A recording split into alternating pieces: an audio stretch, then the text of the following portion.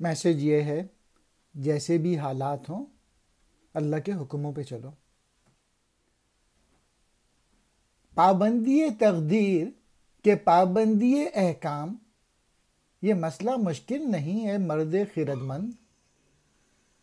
ایک آن میں 100 بار بدل جاتی ہے تقدیر،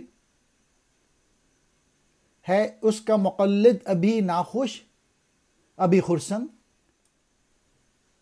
تقدیر کے پابند نباتات و جمادات، مومن فقط احکام الہی کا ہے پابند۔ علامہ اقبال کہہ رہے ہیں، اے عقل مند شخص، اس بات کا جواب مشکل تو نہیں ہے کہ اللہ کے حکموں پہ چلنا چاہیے کہ تقدیر کا پابند رہنا چاہیے۔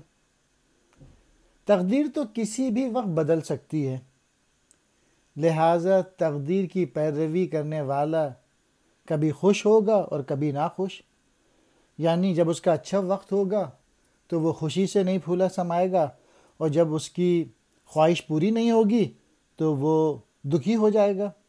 اور یاد رکھ، جو مومن جو ہے وہ صرف اللہ تعالیٰ کے حکموں کا پابند ہوتا ہے اور اللہ کی رضا میں راضی ہوتا ہے، خواہ جیسے بھی حالات ہوں۔ صبر و شکر جو ہے یہ مومن کرتا ہے۔ تقدیر کے پابند یا تو پودے ہیں یا بے جان چیزیں ہیں، اور وہ اس لیے کہ ان میں عزم اور ارادہ نہیں ہوتا، جبکہ جو مومن ہے اس میں تو عزم ہوتا ہے، اس میں ارادہ ہوتا ہے، اس میں ہمت ہوتی ہے، وہ تو اپنی تقدیر بدل سکتا ہے۔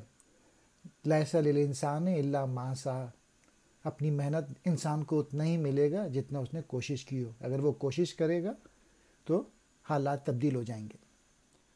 پابندی احکام، اس سے مراد یہ ہے کہ اللہ سبحانہ و تعالیٰ کا جو ارشاد ہے اس کے مطابق عمل کرنا۔